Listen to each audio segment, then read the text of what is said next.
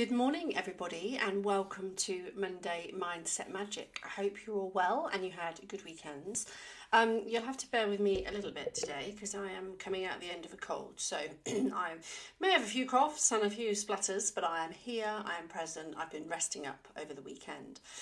So I've got a lot to say today. This might be a little bit of a longer one.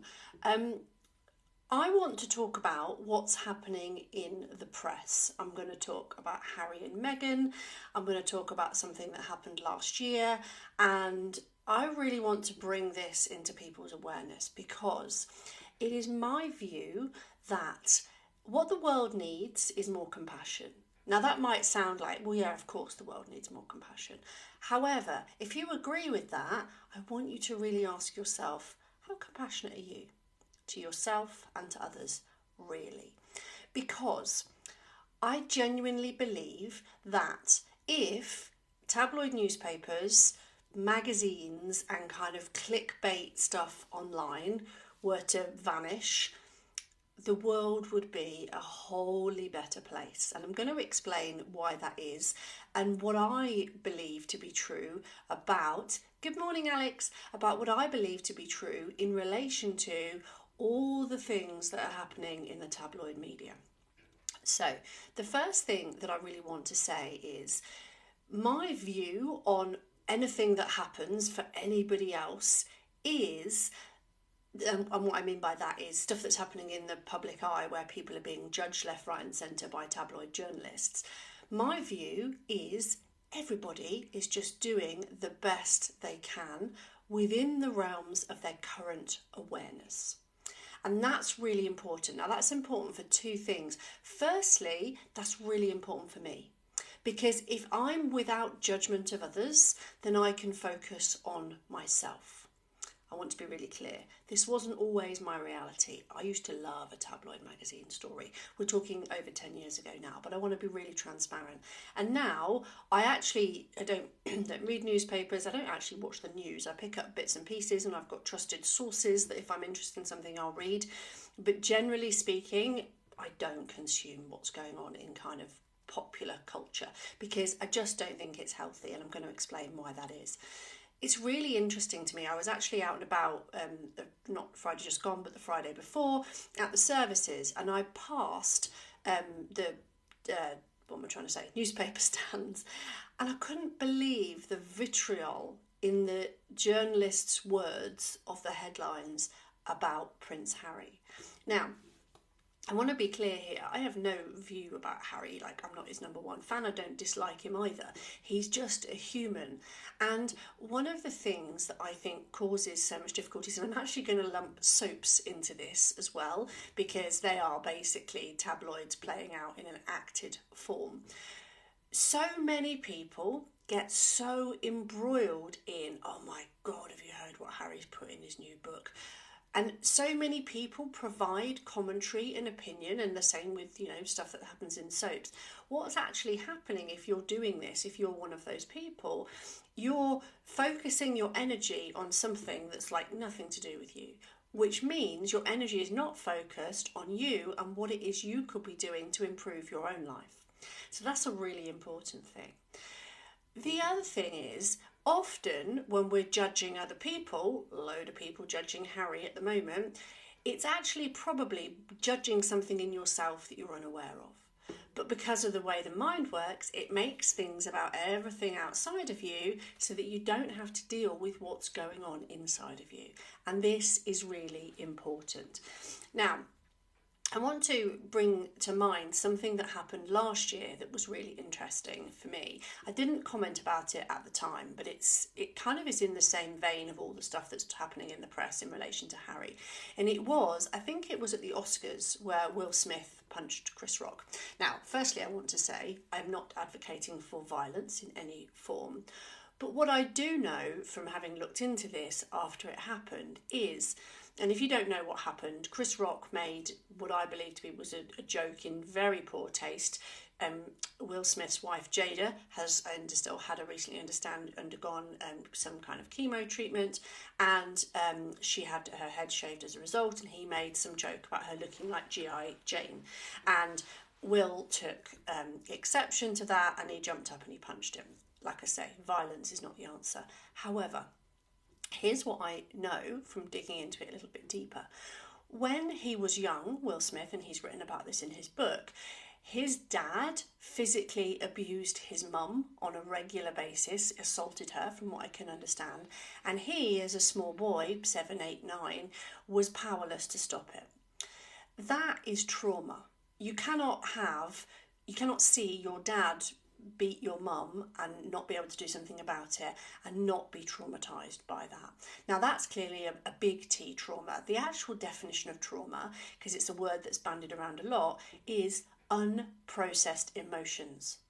And this is really important because Will Smith has lots of resources. He's a very well regarded actor. He's got lots of money. But he snapped in that moment because why? Because he's human. And what I suspect happened, based on what I know from what I talked about in relation to his book, is he was taken back to that small boy who felt powerless to help his mother.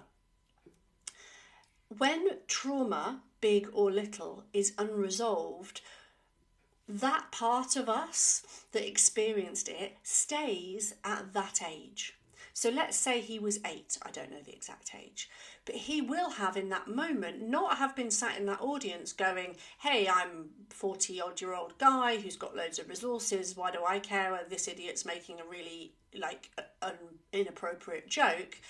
He will have just reacted as his 8-year-old self, which is why he got up and punched Chris Rock, which again, violence, not the answer. But I can understand by looking into that and seeing the unresolved trauma, why that could happen.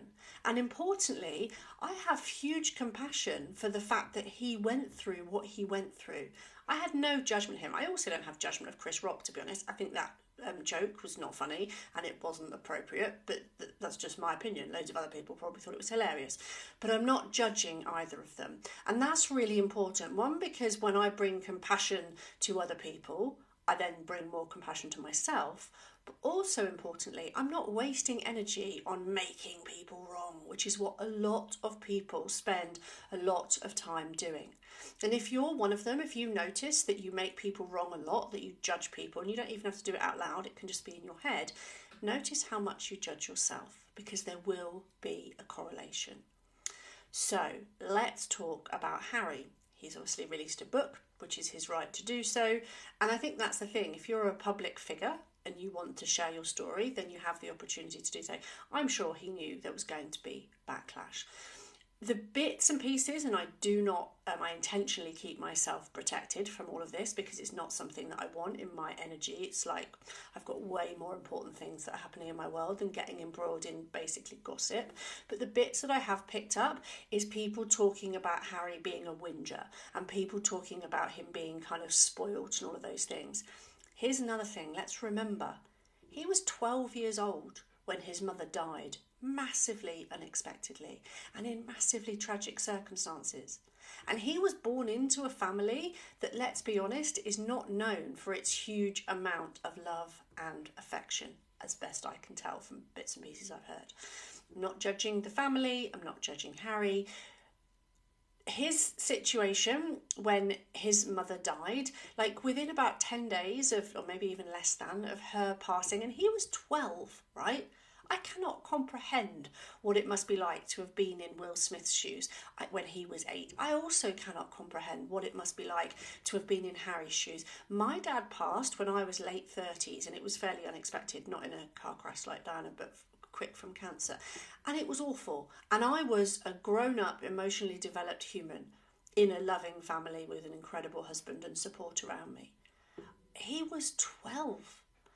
And he undoubtedly, from, again, bits and pieces that I've heard, hadn't processed that emotion. So then he and his mother obviously died in not only tragic circumstances in terms of the car crash, but all of the media around her life and the marriage and all of that noise. Harry then meets his own wife, as it turns out, starts a family, and the press is vilifying her, because that's what the British press does. And honestly, I think They add no value whatsoever when they're in that tabloid frenzy, and I wish that they didn't exist, because I just think there's no point. There's no good comes from it. Harry doing what he felt was best, and importantly, not wanting history to repeat itself, because I will bet that he did have massive unresolved trauma in relation to his mum's passing age 12. And like I say, 10 days after, or less than, he was out on the streets at 12, like shaking hands with people that he'd never met, who were in bits because his mother had died that they'd never met. Like, how emotionally can you get your head around that as a 12-year-old boy?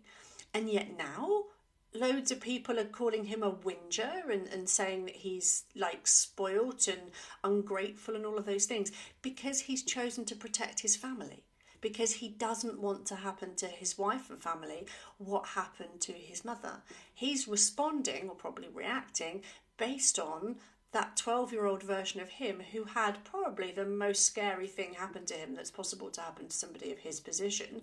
And he's choosing to make decisions to take his family away. And now he wants his say. Here's the really big thing that is important to me in all of this. Male suicide rates, or suicide rates in general, are high, but male suicide rates are massive. And every time somebody passes, take Caroline Flack, she died just before the pandemic hit. Everybody had there was a huge outpouring of grief. Be kind, you never know what other people are dealing with. And that lasts until the next thing comes along, that there's somebody else to be judged. And the things that have been written about Meghan, and I have no view of her either way. She just married somebody who's in the public eye and probably had no idea that the British press were as vitriolic as they are. I have huge compassion for her. She's another human being. But the things that have been written about her, like, imagine if they were written about you. Like, it's just incomprehensible. So I have such huge compassion for them. The talk about, be kind, goes out the window very quickly. Yet, if Harry were to take his own life, everybody would be devastated and up in arms about it. But all of these people that have been writing these vile headlines, can they not see that that's a human being that they're writing about? And importantly, by being involved in this hatred and having like opinions about fundamentally someone that most people have never met, why waste your energy? I have huge compassion for him. It must have been a huge decision to leave the royal family, for everything that he's ever known. But he's chosen to do that for the good of his family, and good on him. And I don't have any judgment about William because of all the things that have come out in the press, because one, I don't know if they're true, and two, everybody's just doing the best they can. But here's the thing, people judging Harry and calling him all these things, I suspect for a large part, and the same with Meghan as well, people think, they've got money, it's all right for them. Money doesn't matter. If you lost your mum when you were 12 and you had, I'm making up numbers here, 50 million in the bank, it wouldn't matter a jot. You are still a human. Yet people think that people in the public eye are there to be shot at. But they're still human. They still have feelings at the end of the day. Now, Harry chose to write a book. I suspect he knew there was going to be stuff coming from it, and he still made the choice. That's up to him. He's a sovereign being and he gets to choose what he wants to do. The point I'm making is all of the hoopla is just noise. And if people realise the impact on themselves first of getting embroiled in all of that drama, they might just think twice. However, I've got some notes that I really want to make sure I cover here today. The reason why people get embroiled in things like this is because it stops them having to deal with things that are going on in their own life. The brain is very clever. It busies you with, oh yeah, but look at them. Oh my God, can you believe it? He's got all that money and look what he's doing. That's terrible. I'd never do that. When you're getting embroiled in this, it's rarely a choice because it happens automatically. You're not there going, I'm really not that happy in my relationship. I really don't like myself very much. You're not dealing with all of these things that are under the surface. And it's these things that are driving that behaviour to essentially poke your nose over the neighbour's fence and have a good old judge. Now, the reason why I say judgment, and it's such an important thing, One of the big things that's changed my own life, and I'm actually sharing the 5 secrets of that over in my newsletters. So if you're not on my mailing list and you want to know how I've changed my own life, because I used to be a gossip magazine person. I used to love seeing people on the beach with wobbly bits. Why? Because it made me feel better about myself. Here's the crack though. It doesn't actually make me feel better about myself. It's me looking down on someone else in a desire to garner self-worth. What's the difference now from 10 plus years ago? I realise that I am worthy.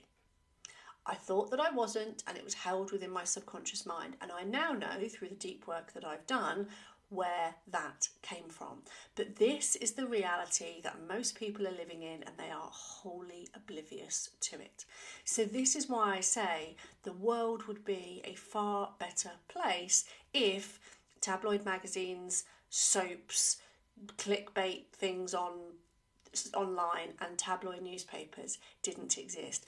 But they do exist because there is an appetite for them.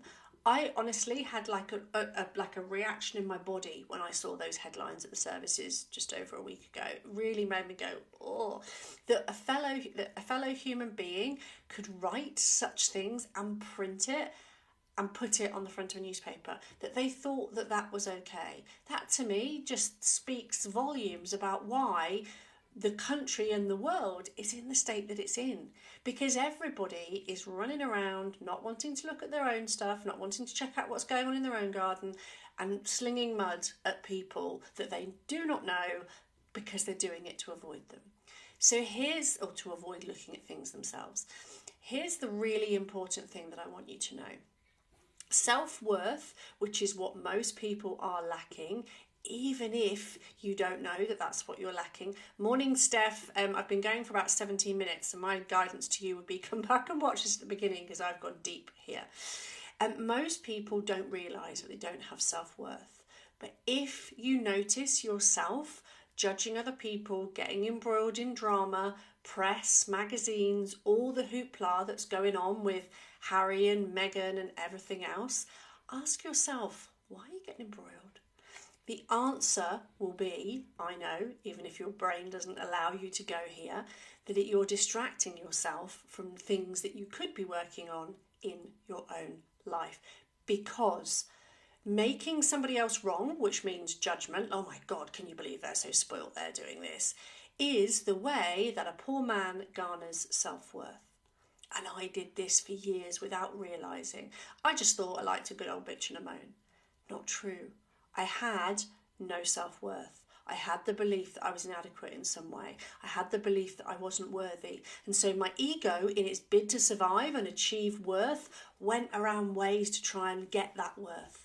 And the way that it doesn't work, because actually the truth was I always was worthy, and now I'm very clear in my own self-worth, absolutely not above anybody else. I don't believe that I am better or more worthy than anybody else. But here's the thing. I have compassion for those people. I have compassion for what the shit show that's going on in the royal family, for all of them. One, because it's none of my business, frankly. And two, because like I said, people are just doing the best they can within the realms of their current awareness. So my suggestion to you is really notice where you are getting embroiled in things. Like I say, tabloid newspapers, magazines, clickbait online, discussions on forums and all the rest of it. Where are you getting embroiled in that? And what could that time be better used on? Could you look at why you're in the same pattern in your career and not feeling happy? Why you're in the same relationship patterns again and again? Because these are the clues as to why you're not moving forward. Where do you feel stuck? Do you have like a great life, but you just don't feel as happy as you thought you could be? That was my reality. That's what started me looking into. I had a lot of the things that I wanted, and I was just like, I still just feel a bit bleh. Why is that? So many reasons that it's far too long to go into on this live today. But a really big one was I was wasting my time and energy judging and getting embroiled in stuff that was in the public eye that was of no use to me. And yet now, my mum actually asked me the question about Harry and Meghan just before Christmas, like what was my view about them? And I was like, they're two people that have fallen in love and they happen to be in the public eye. The press is giving them a rough time. They're doing the best they can. He can't help but have unresolved trauma. Hopefully he's now getting help with that by virtue of the fact that he's involved with a lot of people in the US, and hopefully he's now processing that, and that's probably why he's speaking out, because he probably felt silenced for a long time. And you know what, not to pass judgment on anything good or bad that he said, but good on him for being true to himself. Because those people that say, oh, it's so terrible, people should talk more when somebody commits suicide, they're the same people that are judging and having opinions about things that have really nothing to do with them. So for me, compassion, because when we're compassionate for others, we are also much more likely to be compassionate to ourselves. And when we're compassionate to ourselves, that's when we grow. Because you cannot grow into the person that you want to be, who is happy, calm, relaxed and fulfilled, if you're spending a huge proportion of your time looking over the neighbour's fence and kind of going, oh God, have you seen what they're doing? And obviously I'm not meaning your actual neighbour in this case, I'm talking about people in the press. So just really notice that behaviour, because it can feel very short term, like, oh yeah, it's great because I'm having a chat with so-and-so and they've got an opinion about it. It's kind of like gossip around the water cooler. Short term, you might kind of find it fun, but long term, all you're doing is feeding a narrative of judging others. And when you're no longer judging yourself, which you might not realise you're doing, but that is the case, you don't need to judge others. Like, I just have no time for anything other than looking at what people are either doing well, things that inspire me, the kind of yuck that the media peddles. It honestly repulses me. I'm just not interested in it whatsoever. And I would have been absolutely delighted. I mean, we've got Netflix and I'm not remotely interested in watching Harry and Meghan's series. Not because I don't have a dislike of them at all, but it's just noise. I'd much rather watch things that inspire me and entertain me truly, rather than just get embroiled in this kind of gossipy thing. So this has been a deep one today, and compassion for others has really made a huge impact on how compassionate I am for myself. And I just want you to start to notice your behaviour. Just notice where you're getting embroiled in things, because how much energy does it take up in you? If you're posting about stuff that's, to do with things that are actually nothing to do with your life, that's not to say don't get involved in things that are close to your heart that can make a difference, because that's positive and something entirely different. But if it's like gossipy stuff about people that you've never met, is that really best use of your time? I'd love to know your thoughts on this. Do you watch all of the stuff that's going on? Are you interested? Are you involved in it? What's your thoughts on what I've shared today? Because this isn't a widely held view, but it's honestly how I've become so grounded and peaceful and emotionally free in my own life, from recognising when I was a kind of, tabloid magazine junkie back in the day, how I felt then versus how I feel now, and the big stark difference in my life.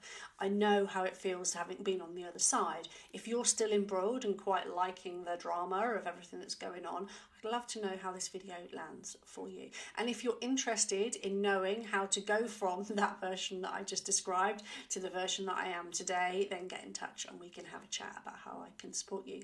Have a wonderful day, everybody. And my voice has held up, which is great. And I will see you later in the week, no doubt. Take care.